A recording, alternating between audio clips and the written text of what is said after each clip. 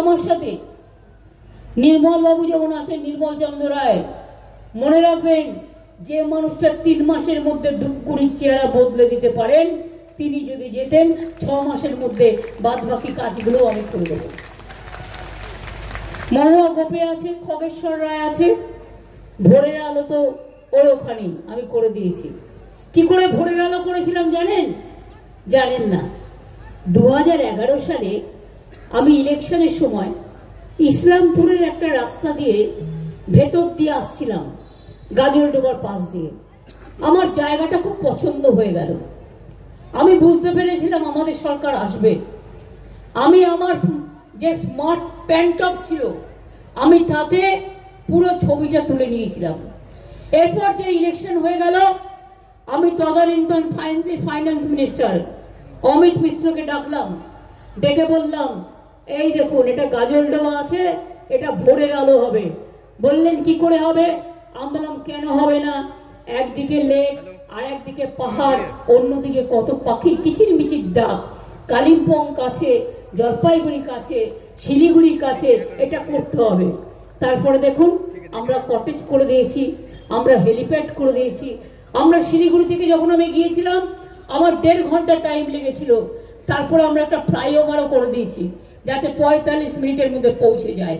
এবং আপনারা শুনলে খুশি হবেন, ওখানে ইন্দ্রনীল জানেও ট্যুরিজম মিনিস্টার আগেই সিদ্ধান্ত হয়েছে আরো 3-4টে বড় বড় প্রোগ্রাম ওখানে হচ্ছে, অর্থাৎ আরো প্রায় 100-150 কটেজ তৈরি হবে। কারণ লোকে গিয়ে জায়গা পায় না। যুব নিবাস থেকে শুরু করে সব করা হয়েছে। কোথায় করা হয়নি? চালসা ডেভেলপ হয়নি, মেখলিগঞ্জ ডেভেলপ হয়নি, মেখলিগঞ্জের ওই যে হিলি বর্ডার, তিস্তার হলদিবাড়ি ডেভেলপমেন্ট বর্ডার, চ্যাংড়াবান্ধা মালবাজার 1966 সালে বন্ধ হয়ে গেছিল, সেগুলোকে টোটাল করে দিয়েছিলাম আমি। এখানেও 2টো নতুন সরকারি ইন্ডাস্ট্রিয়াল পার্ক হচ্ছে, ডাবগ্রাম, আমবাড়ি, ফালাকাটা। রাজ্য সরকারের সহায়তায় 3টি প্রাইভেট ইন্ডাস্ট্রিয়াল পার্ক, ফুলবাড়ি, শিল্পব্রত, শিল্পাঙ্গন হচ্ছে। এখানে 22,000 লোক কাজ করে এমএসএমই সেক্টরে। এছাড়াও মনে রাখবেন ভুটান, বাংলাদেশ, নেপাল কানেক্ট করার সাথে সাথে ইন্ডিয়া, আমরা রক্তি নদীর সেতুও করে দিয়েছি। এরকম জল্পের শিব মন্দির আপনারা তো গেছেন, 5 কোটি টাকা দিয়েছি ওটা ডেভেলপমেন্ট করবার জন্য। দুর্গেশ নন্দিনী মন্দির সেটাও করে দেওয়া হয়েছে। এরকম দেবী চৌধুরানী, অনেক কাজ আছে। পরশু দিনও আমি আলিপুরদুয়ার থেকে ফেরার পথে একটা মহাকাল মন্দির আছে, কোনো প্রাইভেট লোকের, কিন্তু আমি গিয়েছিলাম।